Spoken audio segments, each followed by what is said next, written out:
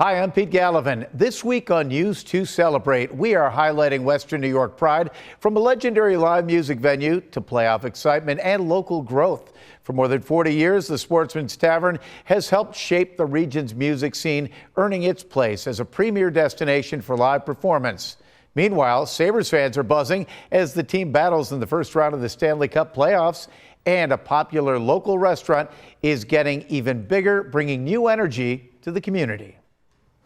From a single storefront in Buffalo to 4 locations across Western New York, Ali Baba Kebab's growth is a story rooted in hard work and big vision. Owner Anand Khattu came to the U.S. more than 2 decades ago in search of opportunity. Today, his fast casual Indian Mediterranean concept is gaining serious momentum. The American dream. When he came here years ago, he started a lot of businesses, grocery stores and gas stations, and one day he had a dream, and his dream was, I want to do a restaurant, and I want to do a restaurant that has healthy food that's fast. Khattu teamed up with Christel Prince, and now that dream is serving up a menu built on fresh ingredients and bold flavors with something for everyone. We have our shish kebabs, we have our curries, we have our famous rice box, and the wraps, and of course the naan bread, which is phenomenal. Even the chicken wings are a healthy alternative to the norm. So these are not deep fried. They're marinated for 2 days, and then they're cooked in our tandoori oven, 500-degree oven, clay oven. At the center of it all, the fan favorite Alibaba Rice Box, a signature dish that's helped define the brand. He invented this. The taste is incredible. Besides the marinated rice that's in there, the white garlic sauce you see all on here, the meat, the cilantro, the onion, it just all fits together great. The newest and largest location is now open in the Premier Plaza on Transit Road in Amherst. So now we're serving Buffalo, we're serving Kenmore on Military Avenue, and also West Seneca Orchard Park on Southwestern Boulevard. So this is our 4th Alibaba Kebab, and we're still growing. I talked to Joe off the air, and you said the bones of the structure are good. Yeah, this theater was in great shape. It was remodeled heavily 8 years ago, and I have to say thanks and kudos to Benchmark Management Group. They are the best landlord I've ever worked with. So, they really are invested heavily in this theater, invested in Buffalo, and they wanted to see this theater open, the last great missing piece in the theater district, and they did everything they could to get us open on time. Why didn't it work before? Or why is it going to work now? Well, it's going to work now because we book it, differently. We don't book by an algorithm, just a computer picking movies or AI picking movies just to show in the theater. So it's got a personal touch. Like I said, on Mother's Day weekend, we're going to be showing Serial Mom and Mommy Dearest. Right, themes. Yeah. Well, a lot of theme stuff. In October, we do our very popular Hitchcocktober film series. In July, we do July with James Bond. So we'll have James Bond movies playing all through July. And it's just augmenting stuff like that into the product mix that makes us stand out. Buffalo movies go on yesterday, too. So you have a passion for the movies, and you've had it since you were 14. Yeah, since I was 14. I started selling popcorn in a movie theater. Yeah. And you're the guy. You're the owner. I am. You're not some big corporation. You're Joe. No, yeah. That's it. And I'll be here quite frequently, and everybody can just pop in and say hi. And you have theaters in Manhattan and Aspen and other cities as well. I do. Yeah, we have 10 locations in 5 states. But what I like about you, again, I get it's spoiled by going to the theater now, but you have all the amenities. You've got the reclining seats and everything. Heated recliners. Oh, heated recliners. Yeah, real butter on fresh hot popcorn. Our popcorn's never served out of a warmer. We do have gourmet popcorn that we have caramel, Oreo, and cheddar. Oh, there you go. We have some great hot food selections. I was told something about pizza logs, so we had to serve pizza logs. I also have Loganberry on my soda fountain over there. And once we get our liquor license, we'll have some Loganberry themed beverages as well. Buffalo people love Buffalo stuff. There's no substitute for going to the movies. No, there's no substitute for going to the movies. People still love that out-of-home experience. And as long as we have movies that, showing exclusively in theaters where people can't see them anywhere else, they will come out and they will flock to theaters. As Super Mario just proved, it was packed. Project Hail Mary, packed. But the website? The website is www.scene1ent.com. Excellent. Good luck with everything. And again, you go out, step outside another movie theater in the burbs, and you walk outside, and you've got a plaza there or a mall. Here you walk outside, downtown Buffalo, Theater District, lots of pubs and restaurants within parking distance. On your side in the Buffalo Theater District, I'm Kevin O'Neill, Channel 2 News. At 326 Amherst Street, the music starts before you even walk in. It spills out onto the streets, drawing people inside. Step through the door and it feels familiar. Warm lights, friendly faces, and a sound that regulars, like John Lombardo of the 10,000 Maniacs, say is the best in Buffalo. Good musicians want to play here, and the bar has developed a reputation, both nationally and internationally, as the place to play. For decades, the Sportsman Tavern has been more than a bar. It's been a gathering place. It was just a simple neighborhood tavern. I think the seating capacity for the whole place was 54 people. The tavern has been owned and operated by Dwayne and Denise Hall, along with their three sons, Jason, Jeffrey, and James, since 1985. I bought it to help me supply money for my music habit that I had playing in my band, which wasn't making any money. So the story is I had two things I couldn't make money at. Jason pretty much grew up at the Sportsman and had a front row seat for the transformation. They blew out the ceiling to expand the stage and give two-level seating, and in recent years added an outdoor stage and opened the Cove in the recording studio behind the building, establishing a full campus. You know, it was just what we did. I mean, I was 11 years old, you know, and so growing up in here. And then as things progressed, we just kind of, you know, did I think, 15 years ago, 20 years ago, that it would be where it is today? Not really. We just weren't thinking about it. Tony Caniglio designed the original sound system in 2011 and then returned 7 years later to take a job as lead sound engineer for the venue. How gratifying is it when you see the musicians come in, national acts, local acts, whatever it be, and they are incredibly appreciative of what you've created here? No words to describe. The people on stage, the people in the audience, it's just so gratifying to get the positive feedback. And rarely do I hear a complaint about anything. I think we're really blessed in that regard. What started as a simple neighborhood bar has evolved into one of Western New York's premier live music venues without losing its family feel. It's thriving, and the fact that he's got a legacy behind him that will be taking it over someday, it's the best in the business. We learned Food Truck Tuesdays will return to Larkin Square on June 2nd. More than 40 local food trucks will fill the square every Tuesday night through the end of August. Live at Larkin will also be returning this year on Wednesday nights with specialty food options and live music. Organizers say there will be something for everyone. There we'll have a different band each week and really popular bands, and people love the themes that we're going to have. A Steely Dan night, we'll have a Fleetwood Mac. This year we're adding a Led Zeppelin night, a Goo Goo Dolls night, recreating a concert. So we love having fun with that. We focus on local musicians. For a full food truck and live music lineup, you can head to larkinsquare.com.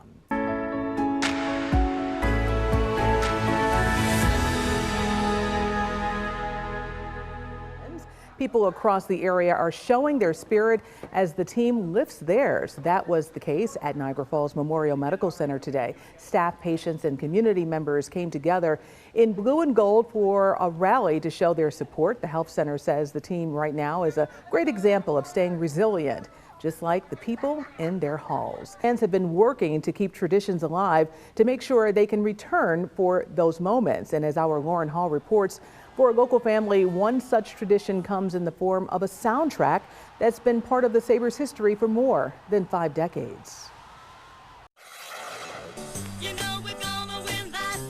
For generations of Sabres fans, this song is playoff hockey. This was the original record here. So this is the We're Gonna Win That Cup with Donna McDaniel singing it. Written in 1975 during the Sabres' first trip to the Stanley Cup Finals, Tommy Calandra's We're Gonna Win That Cup became the team's anthem. So what do you remember about the Sabres cheer song? Oh, I mean, just growing up, I was born in like 82. So, the song had already been out, early 90s when we had like Pat LaFontaine, Mogilny, my favorite Sabre, Hasek, every year they'd make the playoffs, my dad would have to rewrite the lyrics because he'd have to insert new players' names. Mike Calandra grew up watching his father keep the song alive. The most unique one was probably when it was like we had like the three Chucks on the team with Howard Chuck, Andrew Chuck, Millard Chuck, and trying to get that all to fit into the song. And just every year he had to update it. But after a 15-year playoff drought, the music had faded for a new generation. Maybe a month ago or so, I was driving my son to baseball practice and, just listening to sports radio, and all of a sudden the song came on. We got the French connection. And, of course I'm like, oh man, they're playing the song. And then, my son's like, what? And, it's the first time he ever heard it on the radio. Tommy Calandra passed away in 1998, just before the Sabres' last trip to the Stanley Cup final. For me being 16, 17 years old at the time, and that following year, he would have been going nuts. Like just how far they went and how they were doing it. But his legacy still echoes in the stands, on the radio, and now through another generation of Sabres fans. For him to just know that his grandkids might be able to hear the song or, just kind of get the vibe of what, I felt growing up, or even when he was first writing the song, it just, they should be able to experience that just like I did. On your side, Lauren Hall, Channel 2 News. Boston Valley Elementary School has been part of the Hamburg Central School District since Eisenhower was president. And we love it, and we're very, very proud of Boston Valley. But there's more than a few Sabres fans here, and if you haven't heard, the Sabres are involved in a heated playoff battle with the Boston Bruins. So it was felt a temporary name change was in order. We have to show who we're aligned with here and leave no doubt. Fifth grader Sawyer Thurber thinks it's a good idea.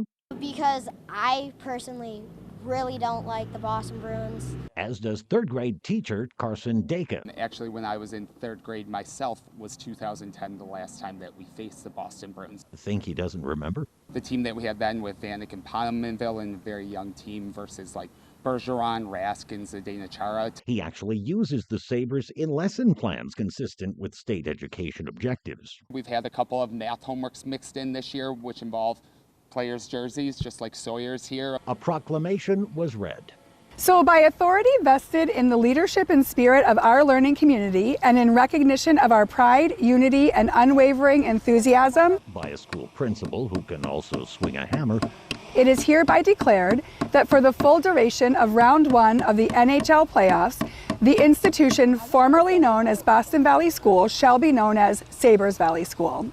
Throughout the length of this decree, all references to Boston Valley School shall be replaced with Sabres Valley School in announcements, activities, and school spirit. Upon conclusion of round 1 of the NHL playoffs, the school shall officially resume its name as Boston Valley School. Let's go Sabres. The only thing it leaves one to wonder is what might they do here in the town of Boston. On your side, Dave McKinley, Channel 2 News.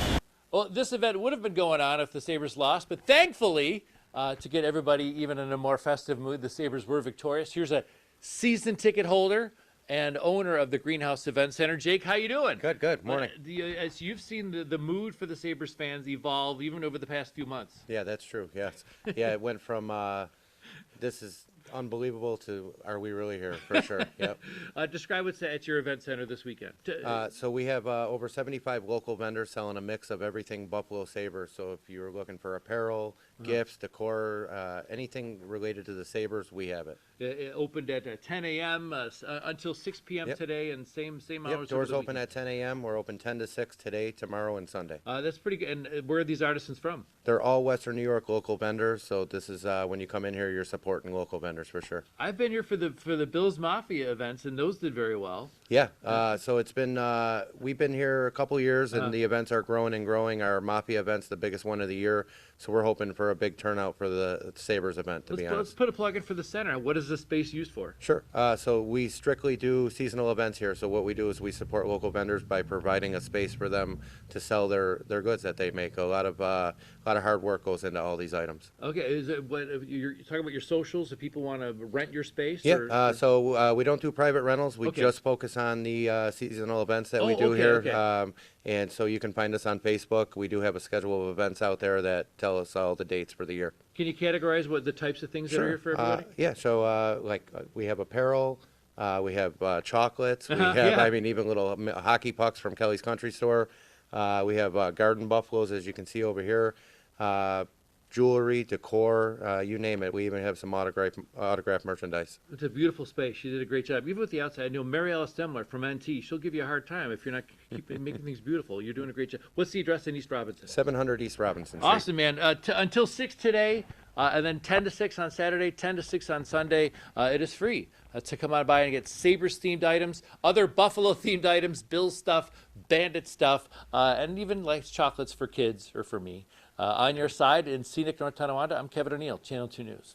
The Bandits are gearing up for another championship run. Their quest for an historic 4th straight NLL title starts tomorrow against the Georgia Swarm. They'll be on the road in the quarterfinal single elimination game tomorrow. The game starts at 7:30. The Bandits won 7 straight games after a pretty rough and rocky start to the season in order to clinch that playoff berth.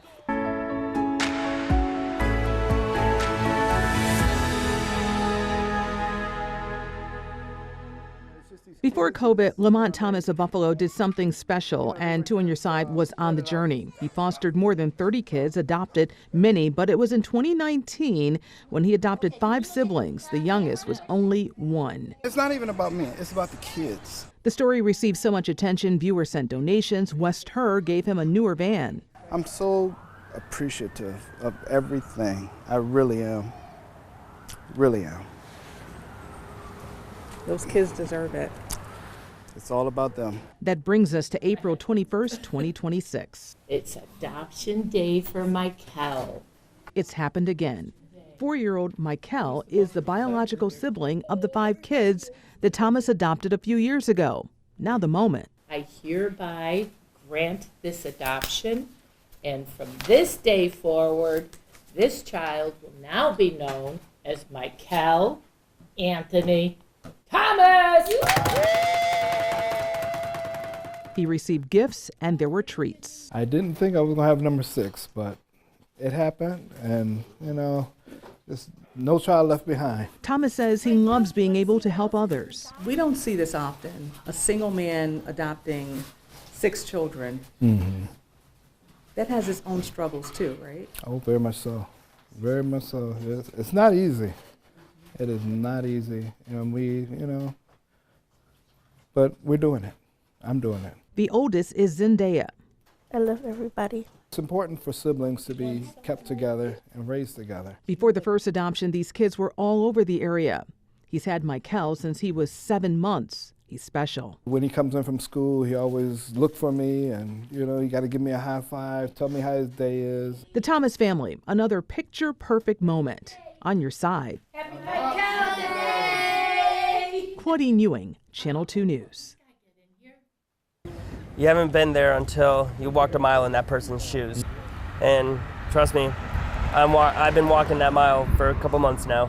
All of these guys know that path, the one which led them to seek shelter at Amy's Place of Hope when their life became a mess. For Billy Kirkland, it's been 6 months. When my father passed away, my mother had me evicted from my home.